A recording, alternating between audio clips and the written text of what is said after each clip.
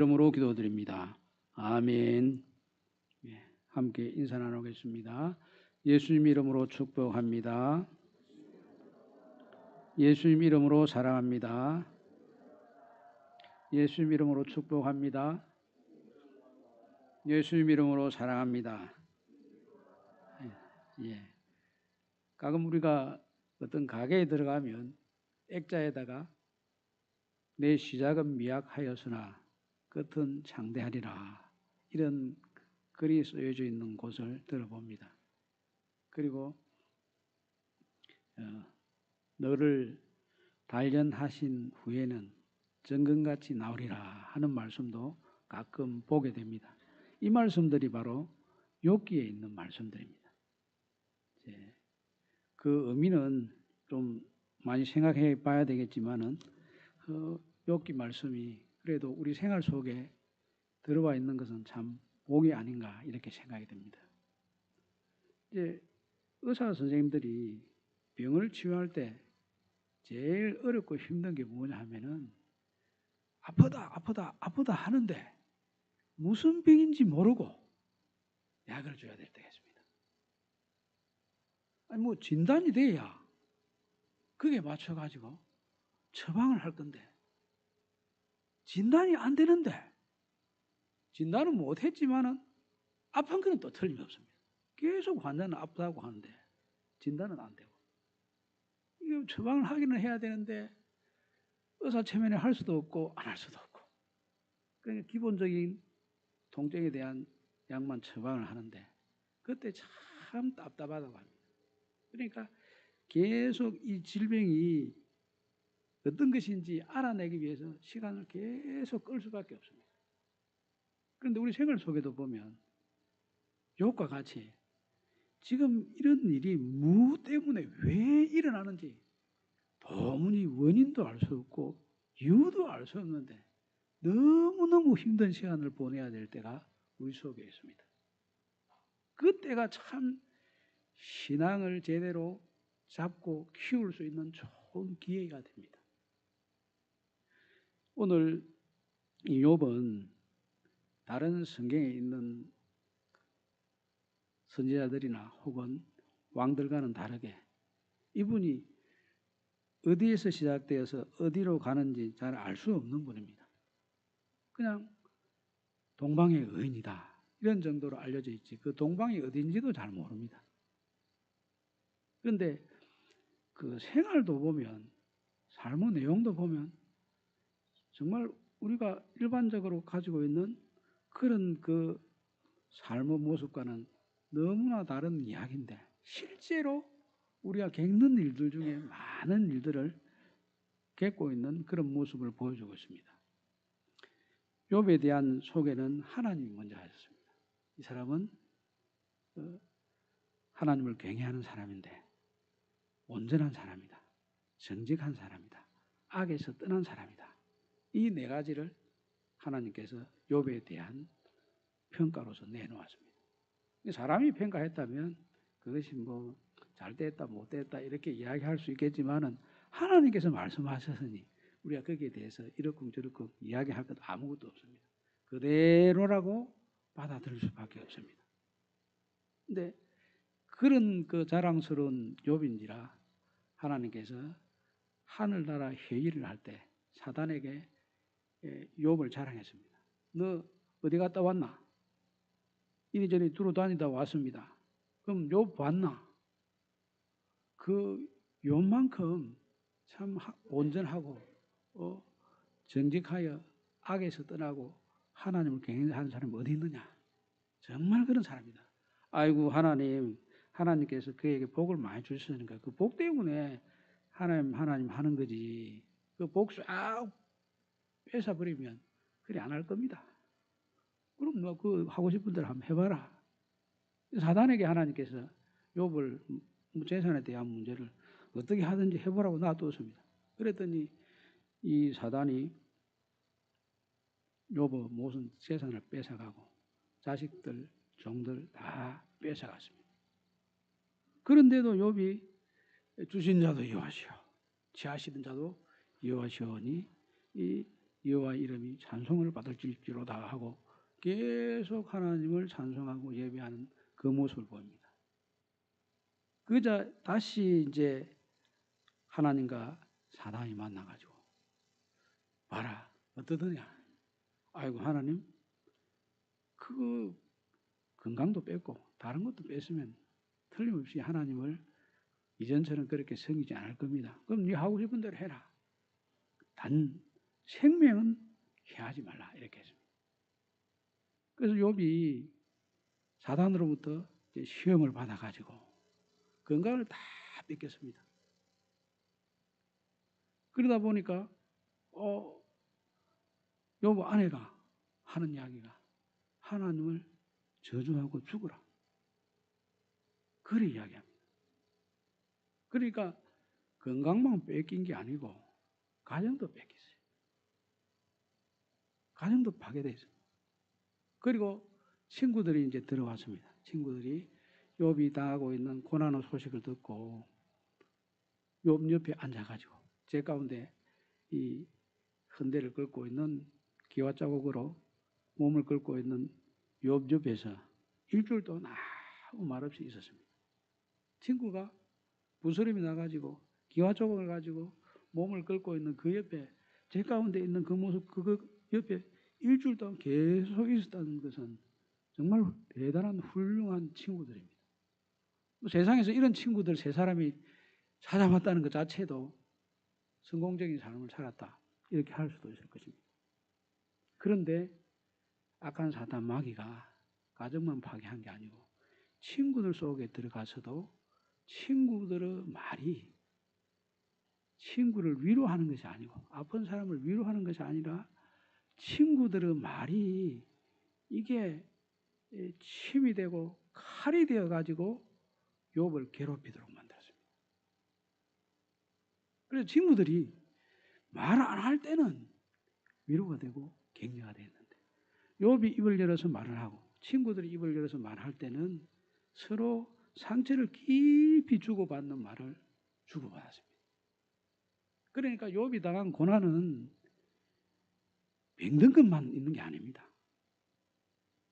육신의 병은 어떻게 약으로 치료할 수 있을지 모르지만 아내가 하나님을 욕하러 죽어라. 자기 아내가 자기를 떠나는 이건 육신의 병보다 더 아픈 것이고 마지막까지 친구라고 생각했던 이 사람들이 자기를 말로 칼보다 더 날카로운 비수가 되는 말로 자신을 괴롭힐 때는 정말 욥이 세상에서 사람이 내려갈 수 있는 제일 밑에까지 내려간 상태가 되고 말았습니다. 이런 그 상태에 있는 욥에 대해서 하나님께서 어떻게 이끌어내시느냐 하는 것이 오늘 여호와를 배웠나이다. 이 표현 속에 담겨 있습니다. 우리도 사실 어떤 때는 도무지 우리가 알 수 없는 일을 겪는 경우가 있습니다. 이유를 알 수 있는 경우에는 원인을 알기 때문에 해결책도 생기십니다. 원인도 모르면 해결책을 찾기가 정말 어렵습니다. 그런데 그런 일을 우리는 나도 당하고 우리 자식들도 당하고 또 우리 교회도 당하고 많은 사람들이 그런 일을 겪으면서 살고 있습니다. 이때 무엇이 필요하느냐? 무엇이 필요하겠습니까? 하나님 우리를 찾아오시고 예수님이 우리를 찾아오시고 우리를 찾아오신 예수님이 우리의 이름을 불러주시고 이 문제에 개입해 주시면 이 문제가 정리가 됩니다. 문제만 정리되는 것이 아니고 그 문제를 겪었던 모든 사람들이 예수님의 형상으로 성장하고 성숙하게 됩니다. 예수 믿는 사람은 그렇습니다. 우리 어려움을 겪으면 어려움을 겪은 다음에 문제 해결됐다. 그것으로 됐구나. 이게 아니고 문제만 해결될 뿐 아니라 그 문제를 가지고 고통 속에 있었던 그 모든 사람들을 다 예수님의 사람으로 그렇게 잘 자라도록 만들어 주십니다. 그래서 예수 믿는 사람들이 이런저런 이유 없이 고난을 당한 것은 하나님께서 틀림없이 찾아오시면 성장하게 만들고 성숙하게 만들어주는 축복이 나타나게 됩니다. 혹시 우리 가운데 이런 고난을 당하는 분이 계시다면 하나님이 꼭 찾아오시서 그래서 그 문제도 해결해 주시고 문제만 해결해 주실 뿐 아니라 예수님 모습으로 하나님의 형상으로 회복되는 기이한 역사가 나타나게 되기를 우리 주님의 이름으로 축복합니다. 그러면 성령님께서 왜 우리 가운데 또 오셔야 되느냐? 욥이 일주일 동안 아무 말을 하고 있지 않다가 이제 아내도 떠나고 뭐 아내가 떠났는지 안 떠났는지 기록은 나타나 있지 않지만 그 욕하고 죽어라 이렇게 했으니까 관계가 깨어졌다고 만약에 가정하면 이런 가운데 뭐 아내도 떠가고 몸은 완전히 이 상처투성이 있고 그러다가 일주일 만에 딱 입을 열어서 말을 하는데 생일을 저주합니다. 내가 태어나지 않았더라면 얼마나 좋았겠느냐.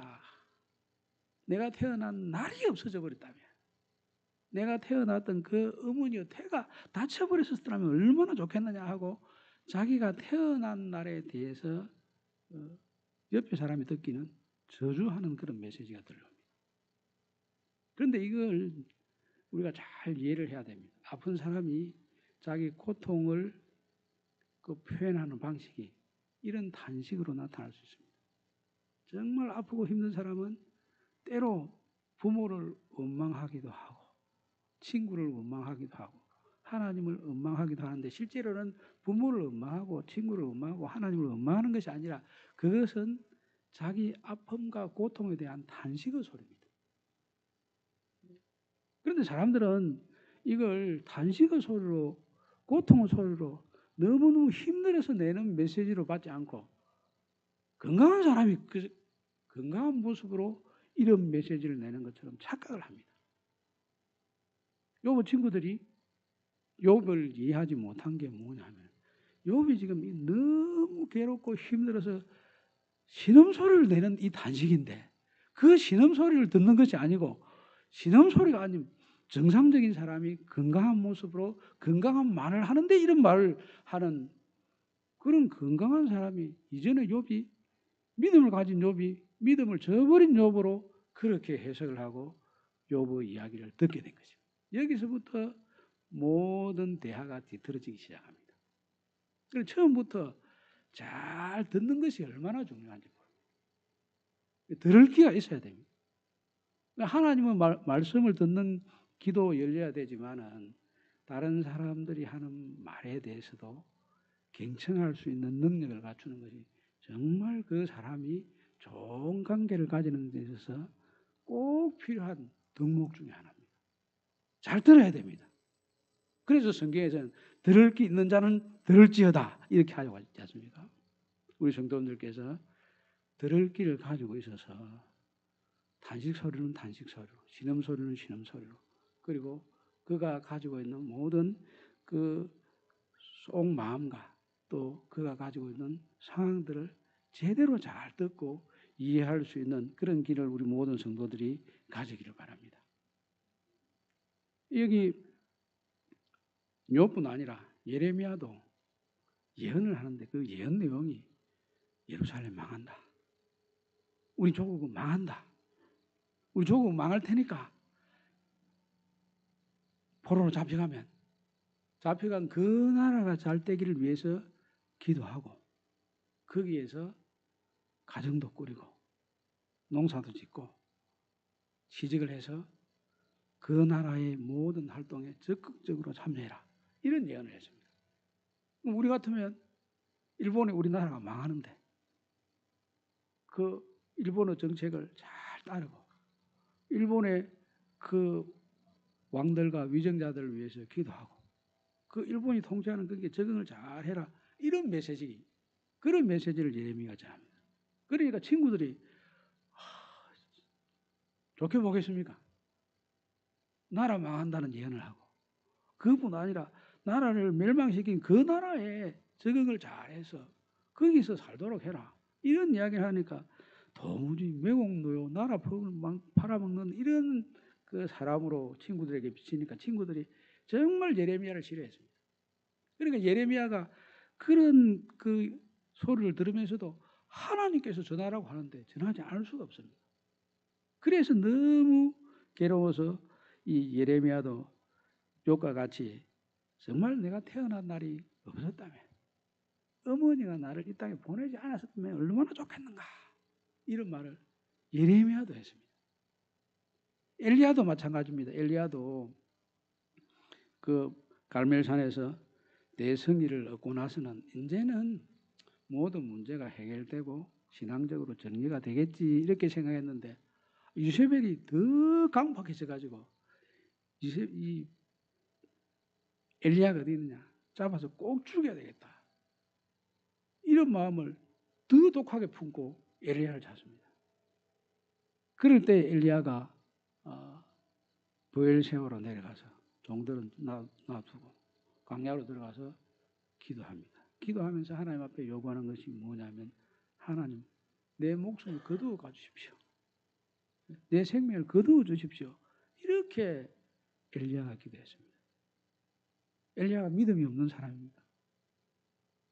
욥이 믿음이 없는 사람입니다. 예레미야는 믿음이 없는 사람입니다. 믿음도 있고 하나님 메시지에 성실한 사람들이지만은 이들이 하나님의 일들을 감당해 가면서도 탄식 소리가 나올 때가 있습니다. 예수님께서도 겟세마네 동산에서 기도할 때 얼마나 하나님의 큰 뜻을 품고 정말 온 인류를 대속하실 큰 일을 감당합니다. 온 생명을 다 바쳐서 하나님의 뜻을 받들고 있는데, 그때 기도하면서 얼마나 괴롭고 힘들었으면 그 땀방울이 핏방울이 되는 모습으로 그렇게 피눈물을 흘리면서 기도를 했죠. 그래서 이 탄식 소리를, 신음 소리를 제대로 듣고 이해하는 것은 참 중요한데, 이 소리를 듣고 거기에 반응하는 친구들이 무엇을 가지고 이제 반응을 하느냐 하면은, 자기들이 하늘로부터 받았던 환상을 하나님의 메시지로 생각하고 하나님의 메시지로 대응을 합니다. 그런데 악한 사단 마귀가 욥에게 온몸에 종기가 나서 헌대가 나서 극도로 가는 그런 그 시험만 한 것이 아니고, 친구들 속에도 들어가 가지고 친구들과 욥과 관계를 이간질시킵니다. 그래서 친구 관계가 거의 무너지기 직전까지 갔습니다. 이 말씀 중에서 보면 이 욥기 4장 말씀에 엘리바사라고 하는 가장 친구 중에 나이가 많고 경륜이 있는 사람이 이야기를 시작하는데, 뭐라고 이야기를 하냐 하면은 자신이 환상을 봤다. 환상을. 그리고 영이 자기 앞에 지나가면서 그 환상에 대한 그 해석을 해주는데, 뭐라고 말을 하느냐 하면, 사람이 어찌 하나님보다 어렵겠느냐, 사람이 어찌 그 창조하신 이보다 깨끗하겠느냐, 이렇게 이야기합니다. 사람이 하나님보다 어렵다, 사람이 하나님보다 깨끗하다, 그 맞는 말같이 보이지만은 이거는 정말 교모한 레토릭입니다. 하나님을 교모하게 악한 사탄 마귀가 마치 에덴 동산에서 먹음직도 하고 보암직도 하고 그렇게 만들도록 이 하와를 유혹하던 그 메시지처럼 교모한 것이 여기 들어있습니다. 우리가 성경을 읽어보면, 아마 우리 성도들은 읽어봐도 이 악한 사탄 마귀가 지금 이 말을 잘하게 하는지 잘못하게 하는지, 이게 제대로 된 건지 제대로 안 된 건지 읽어봐도 잘 이해가 안 되는 싶습니다. 저도 말 읽어봐도 잘 모르겠더라고. 아이고 뭐 어떻게 길고 긴지, 이 사람들 그 메시지가 길어서 이거 꼼꼼하게 살피려니까 짜증이 나더라고요. 마귀 짓이니까 짜증이 날 수밖에 없지 않습니까? 여러분도 예수님과 같이 있어야 기쁘고 하나님과 같이 있어야 기쁘고 성령께서 우리 가운데 오셔야 그 속에 있을 때 기쁘지. 사카단 마귀가 막 이렇게 저렇게 하는 데는 그 들어가면 짜증스러울 수밖에 없습니다. 그런데 사람은 하나님과 비교 대상이 아닙니다. 사람과 하나님을 어떻게 비교합니까? 비교하는 것 자체가 마귀 짓이라. 사람과 사람도 비교하면 안 됩니다. 비교하면 어떻게 됩니까? 싸우지 않습니까? 여러분 자녀 기를 때 형제간에 형님하고 동생하고 서로 비교해서 이야기해 보십시오. 학교에서 친구들끼리 서로 비교해서 이야기해 보십시오. 기분 상하지 않습니까? 그런데 하나님과 사람 비교한다? 이 마귀짓이 마귀짓. 마귀가 그렇게 비교해. 어떻게 사람이 하나님보다 어렵겠는데? 당연한 이야기인 것 같지만 그렇게 말하면 안 됩니다. 어떻게 하나님을 사람에게 비교해가지고 천지 만물을 창조하신 창조주 하나님을 피조물과 서로 대비를 시킨단 말입니까? 있을 수 없는 이야기거든요. 그래가지고 대비하면 또 이해는 잘 돼. 논리를 펼칠 때 제일 쉬운 방법은 비교하는 건 비교하는 거. 이것저것 딱 비교해가지고 막 이야기하면 누가 옳고 그러면 뭐 분명히 드러나는 거고 우열이 딱 가려지고 그래서 말을 할 때 말 싸움에서 이기려면 비교해가지고 딱 이기도록 만들면 됩니다. 그리고 보십시오. 여러분 토론하는데 보면 자꾸 비교하는 비교치를 내놓지 않습니까? 그런데 비교할 대상을 비교해야지 비교하지 못할 하나님 절대자이신데 절대 진리이신 우리 하나님을 어떻게 사람과 비교하는 대상에 놓고 이야기합니까? 그렇게 이야기했다는 것 자체가 사탄 마귀가 했다는 증거입니다. 이 사람이 어떻게 하나님보다 어렵겠느냐? 맞는 말처럼 보이지만 이거 굉장히 마귀적인 이야기입니다. 이제 그 말을 옆에 친구들도 맞지. 그 말 틀린 거 하나도 없네. 친구들도 다 그게 박수를 치면서 그 논리에 딱 끌려가지고 계속 욥에게 시비를 겁니다.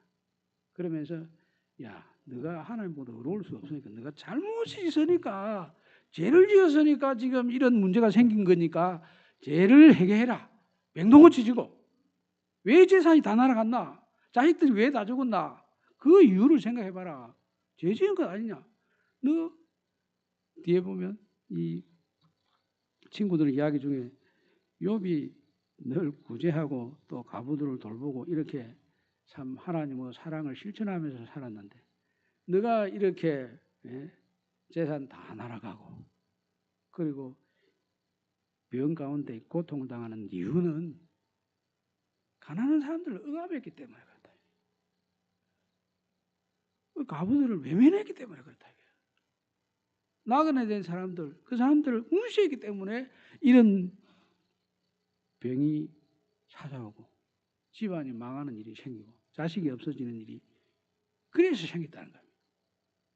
그러니까 이게 한번 출발이 잘못됐는데 나중에 길게 끝에 가보니까 정말 있어서는 안 될 그런 그 메시지가 나오게 됩니다. 욥은 전혀 사실관계가 아닌 것을 알기 때문에 자신이 당한 일에 대한 이야기를 들어보고 그것이 적절하면 자기가 먼저 깨닫습니다. 자기 일이니까. 자기가 당한 일이니까 자기가 당한 일에 대한 말이 정말 적절하고 옳은 메시지라면 그 말을 들었을 때 제일 먼저 타당성을 인정하는 사람이 본인입니다. 근데 욥은 아무리 친구들이 이야기하는 걸 들어봐도 자기하고 닿는 이야기 아닙니다. 우리 처음에 시작할 때 이야기를 했듯이 지금 욥이 당하고 있는 이 모든 고난의 배후에는 사탄이 활동하는 것 때문에 이런 일이 벌어졌습니다. 그렇기 때문에 그 사실에 대해서 사탄이 이렇게 하고 있는 것이 틀림없다. 이렇게 했을 때는 욥이 그렇구나. 사탄과 싸워야지. 이렇게 했을 것입니다.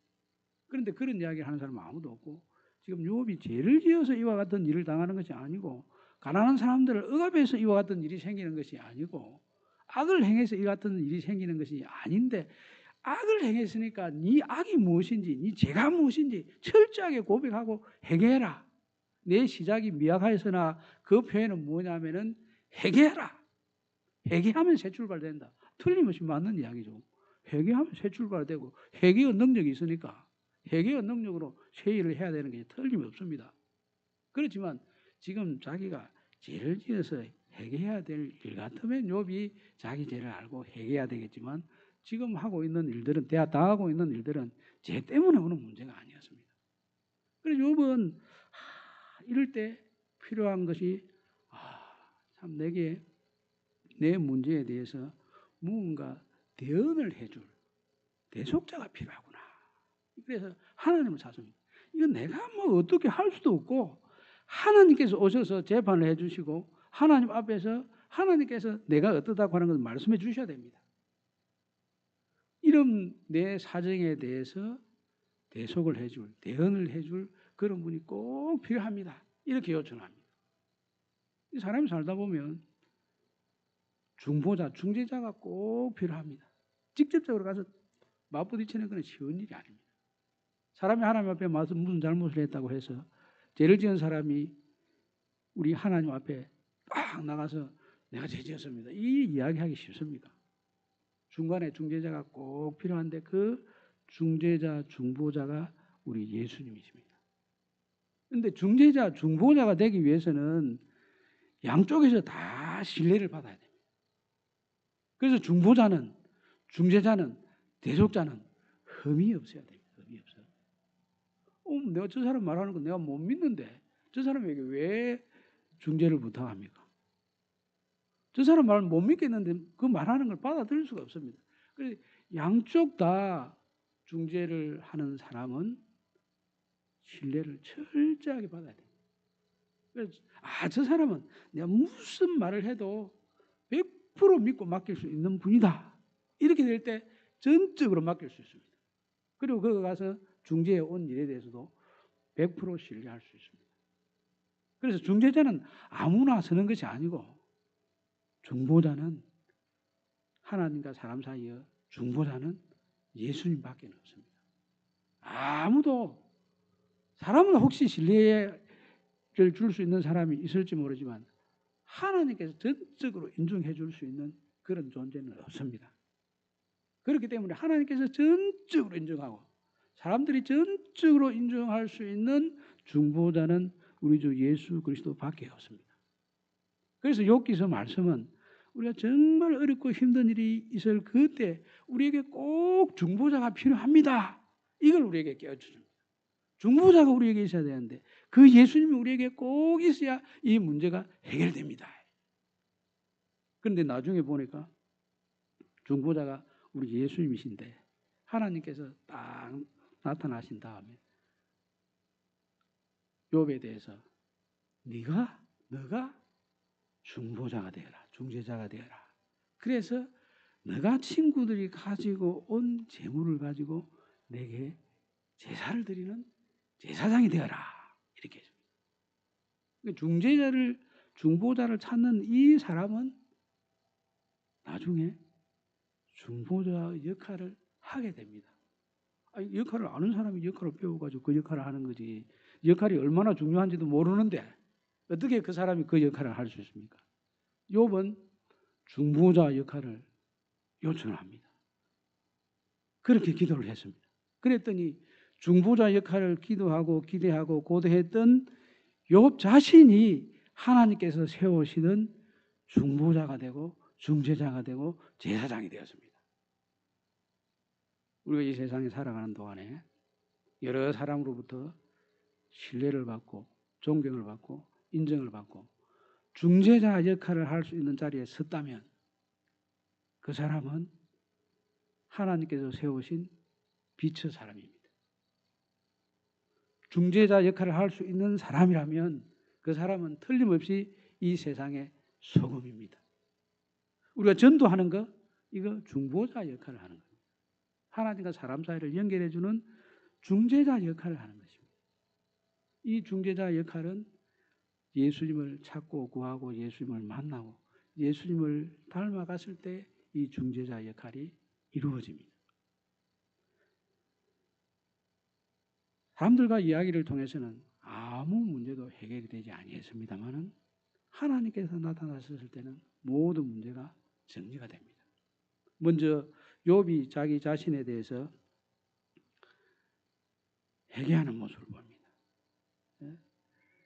42장 앞절에 보면 하나님께서 나타나셨을 때 하나님이 욥에게 하는 이야기가 3절 말씀에 보면 무지한 말로 이치를 흐리는 자가 누구냐 이렇게 이야기했을 때 욥 자신이 이야기하기를 제가 알지도 못하고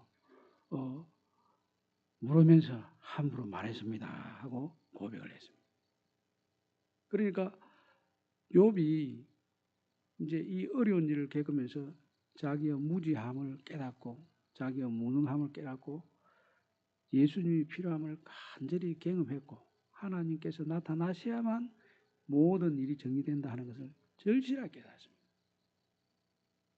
우리 모든 문제들도 이 현장 속에 문제가 있는 이 현장 속에 예수님이 오시고 하나님이 오시면 그 하나님이 오시는 그것으로 문제가 깨끗이 정리가 됩니다.